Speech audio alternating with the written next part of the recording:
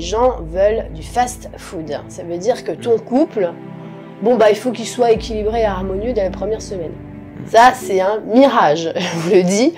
Quand deux joyaux se rencontrent, il va falloir qu'ils s'affinent ensemble pour créer justement un royaume. Et donc la vision harmonieuse du couple, c'est que l'un reconnaisse les qualités de l'autre et en tire parti pour que l'union soit équilibrée, justement. Moi, j'ai remarqué que la paisibilité et le calme dans les relations en angoissent plus d'un, parce qu'ils sont pas paisibles et calmes à l'intérieur. Et quand tu as du bruit à l'intérieur, tu recherches le bruit à l'extérieur. Et donc, tu vas faire des mauvaises actions. L'acte sexuel, ça n'a rien à voir avec un acte d'autosatisfaction. On dirait que les gens ont oublié que c'est pour créer la vie, quand même. On s'est dit, bon, c'est pas grave, on bloque la capacité de créer la vie, comme ça, on fait que des actes d'autosatisfaction. Voilà comment on devient égocentré et comment la société devient pervertie. Ça veut dire qu'on crée comme ça, par l'avidité sexuelle, des liens toxiques, inconscients, qu'on va faire que alimenter et suralimenter, et qui vont jouer directement sur la force de vie. Ça nous enlève de la vie, vraiment.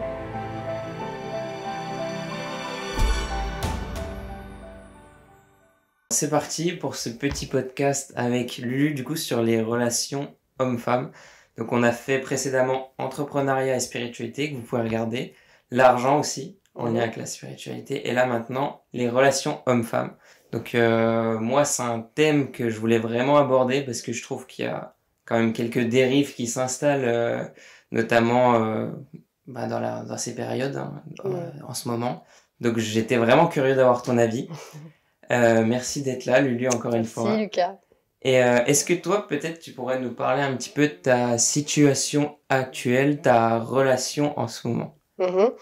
Ma relation de couple? Oui. Alors, moi, je suis mariée depuis 2011. J'ai rencontré mon mari, je suis trop nulle en date, donc je crois en 2008. Voilà. Et on recoule, qu'est-ce que je te dise. Voilà. Comment tu as rencontré ton chéri? Je sais pas si tu veux en parler. Ah oui, si tu veux. Écoute, j'ai rencontré mon chéri dans un kebab. C'est l'histoire la plus romantique du monde. Non, mais alors, pour moi, c'est pas bizarre parce que, comme j'ai dit, mon père, il est syrien et il avait un restaurant grec. Et du coup, il y a une communauté, si tu veux, dans la ville. Et régulièrement, il me disait, viens, on va manger chez tel ami. Donc là, c'était Hasso, qui a le kebab de la gare. Voilà. Donc j'y allais. Et un jour, j'ai vu JB dans le kebab. Mais je ne l'ai pas vu, je ne l'ai vu que de dos. Mais écoute, il y a eu quelque chose, quoi. C'est pas un coup de foudre parce que c'est pas quelque chose de sentimental. Mais c'est vraiment... quelque chose qui te dit que là, il y a quelque chose. Mais j'étais pas forcément disponible émotionnellement parlant à ce moment-là, tu vois. Et vu que la Providence fait bien les choses, ma sœur, parce que moi j'étais avec mon père et ma belle-mère qui venait de débarquer de Syrie, tu vois, toute voilée et tout, c'était pas super le lieu pour faire des rencontres, si tu veux. Et surtout, devant mon père, moi, ça se fait pas du tout, non. Et puis, je suis jamais allée démarcher un garçon, quoi. C'est pas possible. Mais, c'est peut-être c'est très personnel, tu vois. Mais moi, je pouvais pas faire ça. Et ma sœur, elle a dit, moi, j'y vais à ta place. Et comme ça, elle a pris son numéro de téléphone. Voilà. On s'est engagé comme ça, en tout cas, notre rencontre.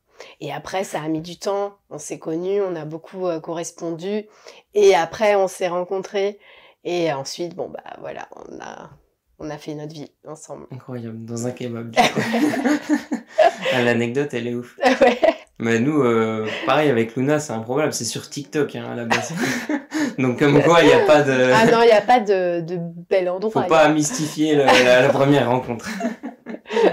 Quelle est ta vision du couple? Alors, ma vision du couple, ça c'est un grand mot. Moi, je pense à la base que si on n'est pas entier en soi-même, on va pouvoir malheureusement avoir une vision biaisée du couple ou alors de ce qu'on attend de l'autre, tu vois. Mais dans le fondement de l'homme et la femme, on voit bien qu'une femme, physiquement, elle n'a pas les capacités physiques d'un homme, mais c'est pas ce qu'on lui demande. mais qu'elle a une sensibilité aux choses subtiles qui n'a pas toujours été reconnue, ou qui a été reconnue comme la sensiblerie, ce qui fait qu'elle pleure tout le temps, tu vois. Mais c'est une force, c'est-à-dire qu'on a des attributs et des qualités divines, ça veut dire attribuées par quelque chose dont on est tous issus. Et donc ces qualités-là, l'un comme l'autre doit le reconnaître dans l'un comme dans l'autre. Donc si l'homme a des capacités de manifestation ou physiques, mais vraiment concrètes, il faut les respecter, il faut les mettre en avant. Et si la femme, elle a des capacités psychiques, ça veut pas dire que l'homme n'en a pas, hein, mais elle a vraiment plus un attrait pour ça, psychique, subtil, de ressentir les choses, on doit aussi le reconnaître. Et donc la vision harmonieuse du couple, c'est que l'un reconnaisse les qualités de l'autre et en tire parti pour que l'union soit équilibrée, justement. Qu'il n'y a pas une domination sur l'un ou sur l'autre. Ok. Pour toi, pourquoi est-ce que en ce moment il y a beaucoup de couples qui sont instables? Il y a beaucoup de couples qui cherchent une nouvelle définition du couple, de l'amour, de la vie. J'entends aussi beaucoup poser ses limites. Alors ça, c'est le nouveau truc à la mode, poser ses limites. Je comprends et j'entends ces besoins-là. Mais si l'humain, il cherche sans cesse à se redéfinir, il ne voit pas la définition primordiale de justement ses qualités en lui. Donc aujourd'hui, le couple est fragile parce qu'il y a beaucoup de choses déjà. C'est que les gens veulent du fast-food. Ça veut dire que ton couple, il faut qu'il soit équilibré et harmonieux dès la première semaine. Ça, c'est un mirage, je vous le dis. Quand deux joyaux se rencontrent, il va falloir qu'ils s'affinent ensemble pour créer justement un royaume. Donc si tu crées un royaume, si tu crées n'importe quelle maison où tu veux de l'harmonie, il faut que les gens, ils apprennent à se connaître. Il faut qu'ils s'apprennent à s'entendre, à communiquer, à relationner, à se respecter et à se voir.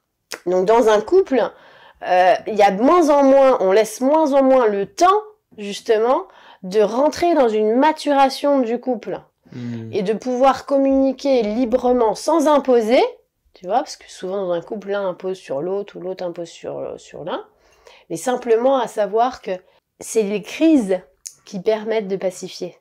Qu'aujourd'hui, une crise dans un couple, le couple, très souvent, va penser « Ah bah c'est pas la bonne pour moi ou c'est pas le bon pour moi, sinon on serait pas rendu là. » Voilà. Mais si, c'est le moment où vous allez commencer le vrai travail. C'est pas le moment de quitter le navire. C'est le moment où il faut s'engager pour voir. Évidemment, je ne parle pas de relations toxiques où là, on se perd soi-même et on sait qu'on est en train de devenir une personne qu'on ne reconnaît plus nous-mêmes. On devient quelqu'un d'autre que nous-mêmes. Il faut que ça tende vers un équilibre, en fait. Exactement, et surtout que tu sentes que l'autre fait jaillir de toi le meilleur, pas le pire.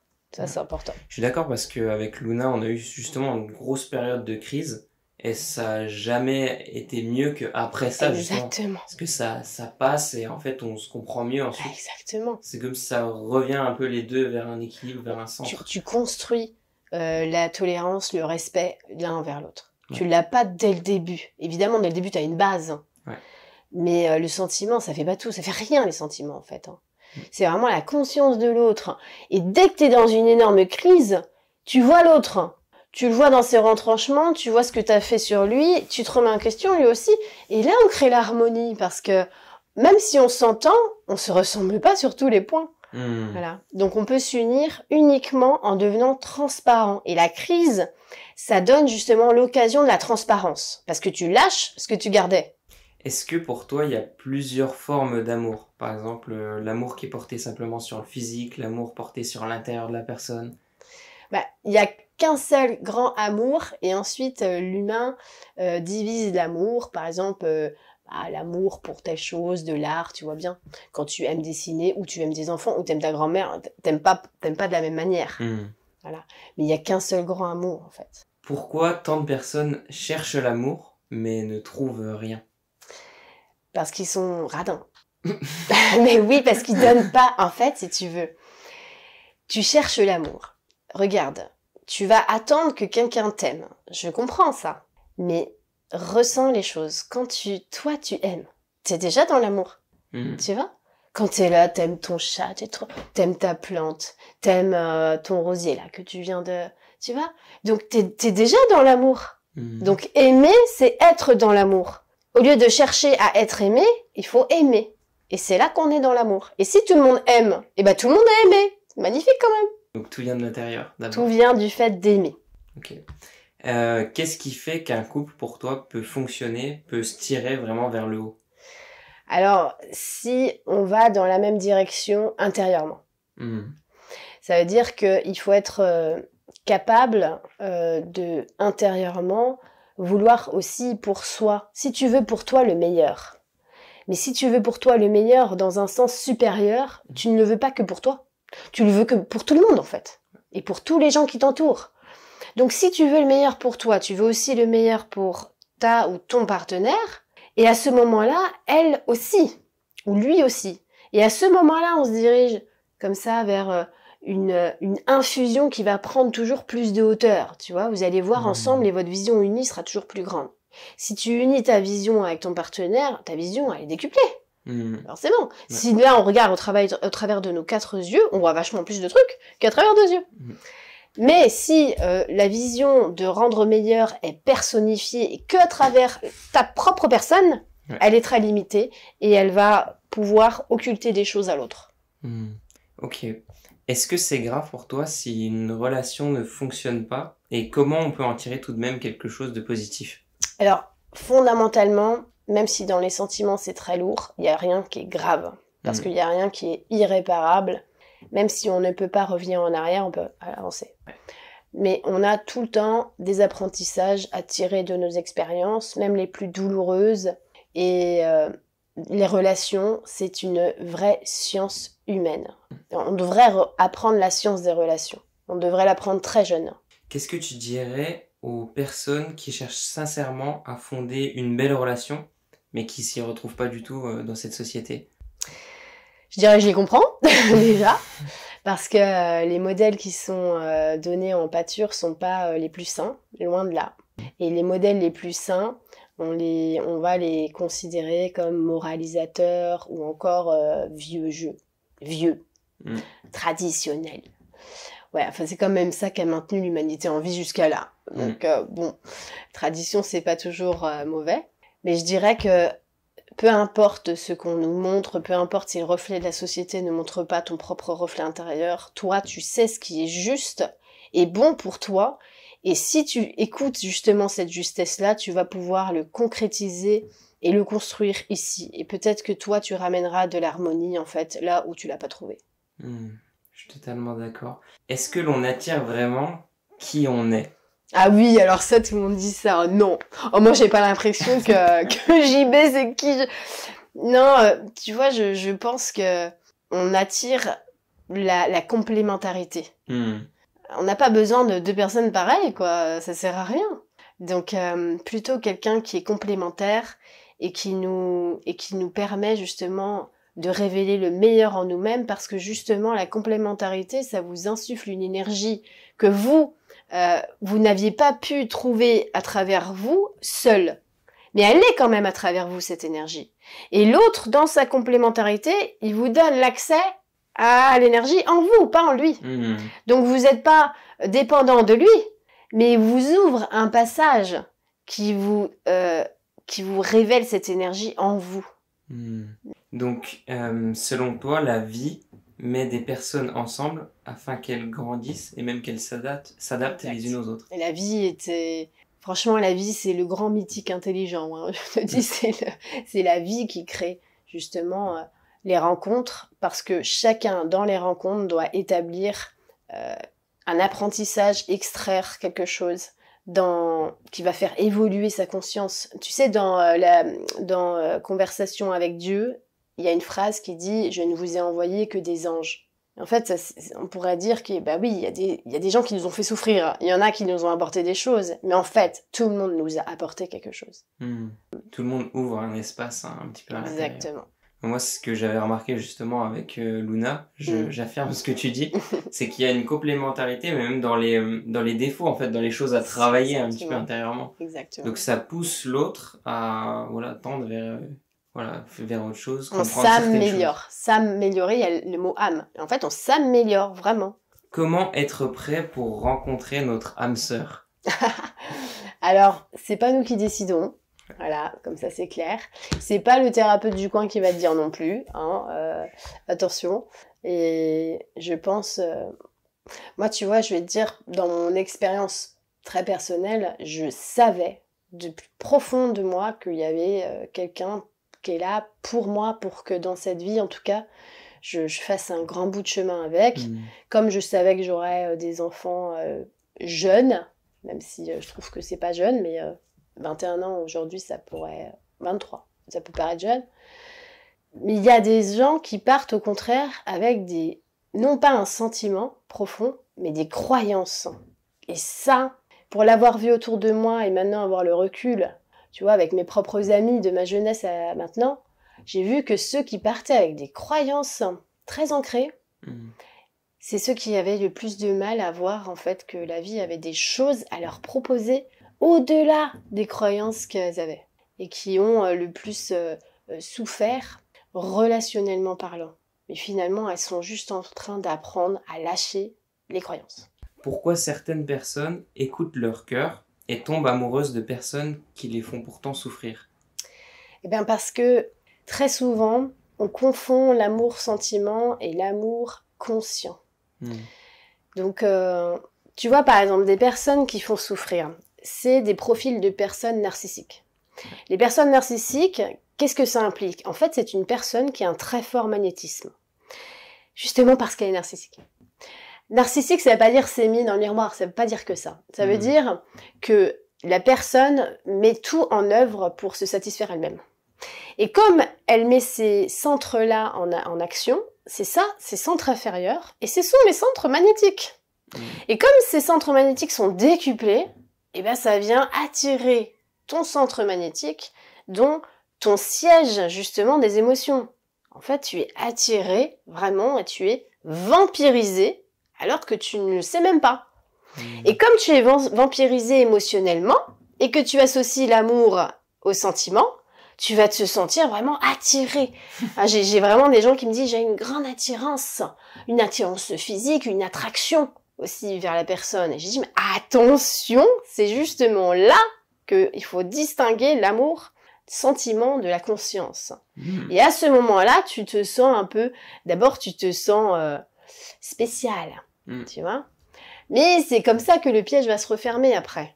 Donc je dirais qu'il faut faire la différence vraiment entre quelque chose... T'as l'impression qu'il y a quelque chose qui est supérieur, mais c'est pas de l'ordre du sentiment et tu vas développer une relation saine qui n'est pas une relation vampirisante.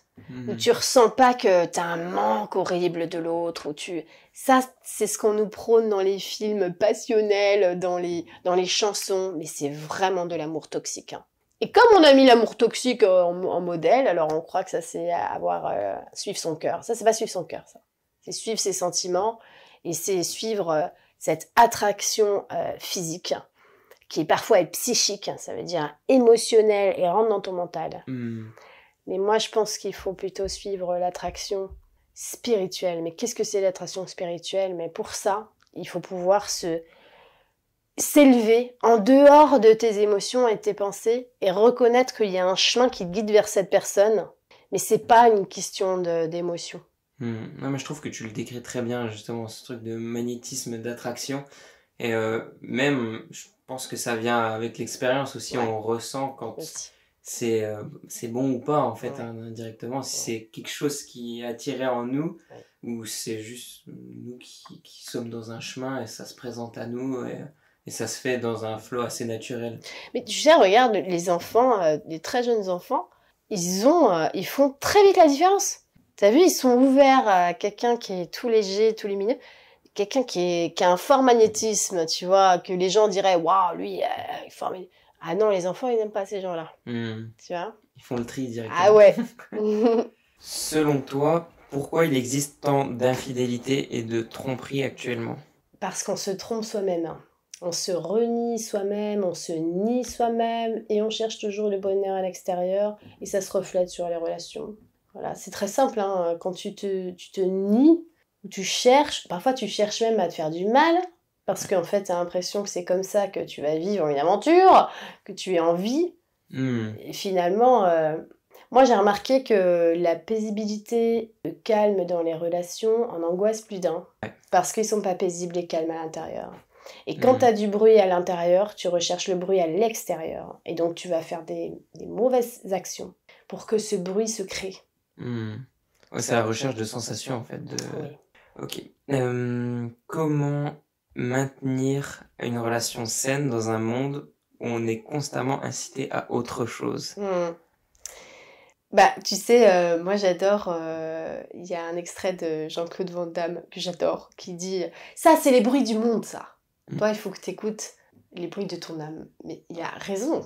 Il faut pas être perméable au bruit du monde parce que justement, les dissonances font toujours plus de bruit que le silence. Et maintenir une relation saine, c'est se maintenir en soi, dans un état de non-séparation avec tout ce qui vient te heurter. Donc éviter justement la nourriture. Tu sais, beaucoup de gens maintenant ils font attention à ce qu'ils mangent. Est-ce qu'ils font attention à ce qu'ils regardent, à ce qu'ils lisent, à ce qu'ils écoutent? Parce que ça, c'est de la nourriture psychique. La nourriture psychique, ça peut autant t'empoisonner que la nourriture alimentaire, vraiment physique. Et ça, c'est trop important. Oui, ça crée des croyances, ça crée énormément de choses. Ouais. On voit beaucoup de personnes qui tombent dans la vengeance quand elles sortent d'une relation, qui vont même aller coucher à droite, à gauche pour se libérer. Qu'est-ce que tu penses de cette réaction? Bon, c'est une fausse libération, évidemment. Et puis, la vengeance, ce n'est qu'une réaction à un goût amer qui reste en nous, en fait.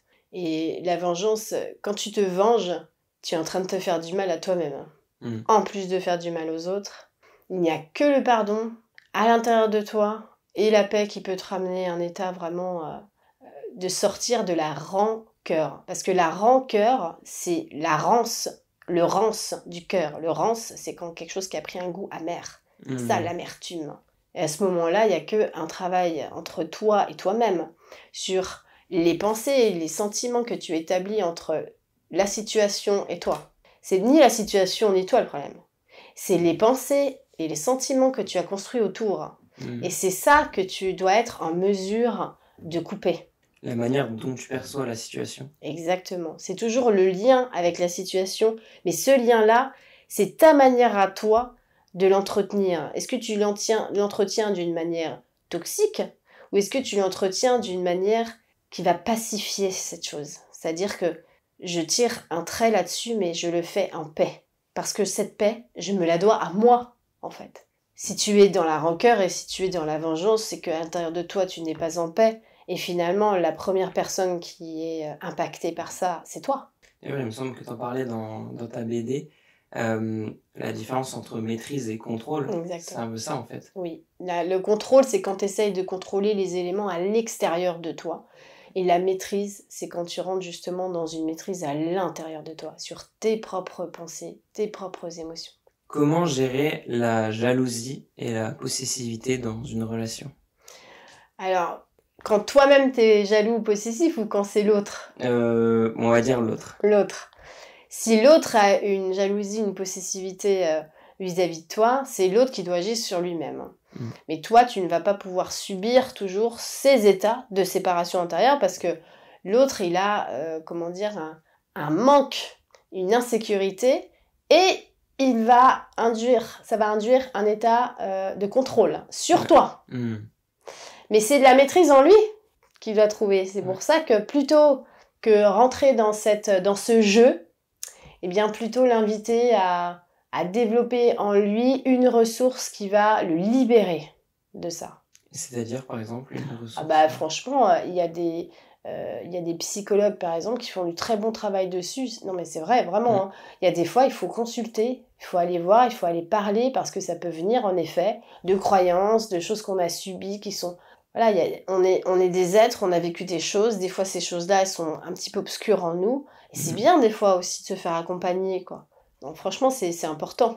Est-ce que tu penses que, justement, on peut apporter, notre petite pièce à l'édifice pour que quelqu'un ait une transformation intérieure ou on peut juste... De toute façon, tu sais, c'est comme le soleil. Tu peux toujours rayonner sur quelqu'un. Il prendra ou pas tes rayons. Toi-même, tu peux pas faire le travail à sa place. Tu peux apporter ton point de vue, tes conseils, ta sagesse. Mais par contre, la personne, si elle veut pas la trouver en elle, cette sagesse, elle la trouvera pas. À quelle place mets-tu la sexualité dans un couple?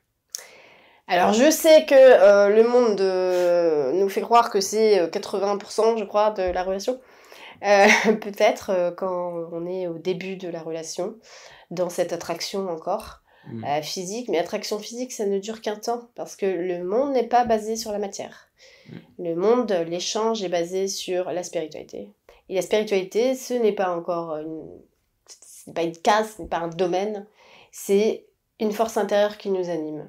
Et à ce moment-là, quand on est animé par cette force intérieure, on est beaucoup moins animé par ce feu, justement, primitif.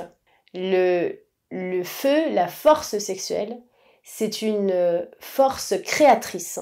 Cette force créatrice, mais en fait, on la ressent. Évidemment, il y a une alchimie qui se fait entre deux êtres qui veulent avoir un acte sexuel, mais en fait, l'acte sexuel, ça n'a rien à voir avec un acte d'autosatisfaction. On dirait que les gens ont oublié que c'est pour créer la vie, quand même.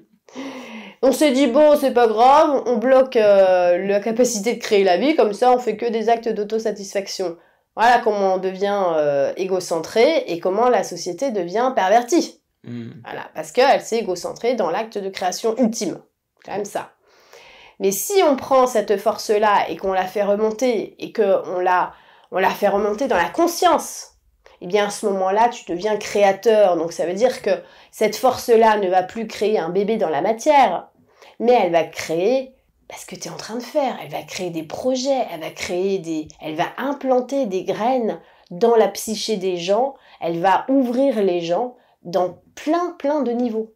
Donc on peut créer des bébés spirituels, et c'est comme ça qu'un couple finalement va se sacraliser et s'harmoniser sur un niveau encore plus haut. Parce qu'on n'est pas destiné à faire des bébés tout le temps dans un couple. Tu vois, il y a un âge pour tout. Voilà. Ok, donc ça peut se développer intérieurement. Exactement. Ok. Aujourd'hui, la sexualité, justement, elle est de plus en plus débridée. C'est devenu la norme d'avoir un nombre de partenaires qui est élevé. Ouais. De quelle manière on pourrait aborder la sexualité de manière plus saine et constructive selon toi? Justement, d'une manière sacrée. Ça veut dire qu'on rend à la sexualité le but premier de faire des enfants. Je sais très bien que ça peut encore choquer. Je sais pas si t'imagines qu'on est choqué en se disant non, quand même, il y a cette phrase géniale, ouais, il n'y a pas de mal à se faire du bien et tout. Dis ça à un pédophile, dans ce cas-là, parce que c'est là qu'on est dans les dérives. Et c'est là que aujourd'hui, n'importe quel adolescent peut avoir du contenu qui est horrible là-dessus. Voilà, donc c'est une énergie qui est sacrée et qu'on ne doit plus désacraliser. Et puis ce n'est pas non plus au gouvernement de nous l'apprendre. Voilà, par exemple, dans les écoles. Mais c'est aux parents, aux êtres, de retrouver le fondement des choses et de naturellement l'enseigner à leurs enfants. Ouais, je suis totalement d'accord. On en reviendra juste après, d'ailleurs, sur les plus jeunes, sur l'impact de la sexualité, mais j'aimerais que tu parles de l'étendue, de l'impact de l'acte entre deux personnes. Qu'est-ce que ça peut engendrer à l'intérieur de nous, en bon comme en mauvais? Par exemple, si tu as une sexualité un petit peu libérée, comme on dirait, tu vois, le mot, même le mot est perverti, parce qu'en fait, elle est pas libérée, ta sexualité. Elle est inconsciente. Mais, ok, on va appeler ça une sexualité libérée. Eh bien, quels sont les processus alchimiques qui se passent quand deux êtres se rencontrent? Eh bien, on voit bien que la femme, c'est un vase. C'est-à-dire qu'elle réceptionne les énergies. Et l'homme, il donne, il fertilise. C'est pour ça qu'ils sont complémentaires. Et c'est comme la lune et le soleil. Bon, le monde ne va nulle part sans la lune et le soleil. Eh bien, si on a une rencontre, on se connaît pas, et puis tout à coup, on va assouvir cette pulsion. Mais d'où vient cette pulsion déjà? Est-ce que ça vient de quelque chose qui est divin, ou est-ce que ça vient d'une frustration qui est cachée derrière? Une pulsion, c'est le reflet d'une frustration. Voilà, c'est pas forcément une attirance divine. Donc, si par exemple on est dans cette pulsion cachée derrière l'inconsciente, eh bien la femme va recevoir toutes les énergies de frustration. Donc l'homme va s'en délester. D'ailleurs, c'est pour ça, par exemple, que on incrimine beaucoup moins l'homme. Tu vois, ah bah lui il va courir et puis on s'en fiche qu'il court plusieurs femmes. Mais par contre la femme, tu vois, c'est pas bien. Mais parce que ça vient pour le coup, de savoir, de connaissances bien plus anciennes qui sont réelles en fait. Hein. Je dis pas que, attention, on va me dire ouais mais les filles n'ont pas le droit, les mecs. Non, je dis pas ça. C'est juste que c'est beaucoup plus grave pour une femme parce que elle peut accumuler justement une toxicité dont elle va avoir du mal à se remettre. Et l'homme, lui, il n'est pas en reste non plus, parce qu'il crée des liens avec les femmes dont il pourvoit l'énergie. Parce qu'il ne va pas juste s'en aller comme ça. Non, il crée un lien avec ces femmes. Donc, il va créer beaucoup de tensions, encore plus de frustration, qu'il va chercher à déverser. Et en fait, c'est des cercles vicieux, tout ça. Ça veut dire qu'on crée comme ça, par l'avidité sexuelle, des liens toxiques, inconscients, qu'on va faire que alimenter et suralimenter, et qui vont jouer directement sur la force de vie. Ça nous enlève de la vie, vraiment, pour de vrai. Oui. Donc cette toxicité, ces liens, c'est du point de vue émotionnel ? Alors c'est pas que du point de vue émotionnel, c'est plus un ensemble, on va dire, c'est comme tout ce que tu inconsciemment gardes en toi, dans ton corps émotionnel, dans ton corps mental, dans toute ta psyché, tous les relégats on va dire les marécages, tu vois, en toi. C'est plus ça. Et ça, bah, on se le trimballe tous ensemble, voilà, en faisant ça. Donc une sexualité débridée, par exemple, ça nous coupe de la vie directement, qui circule à travers nous.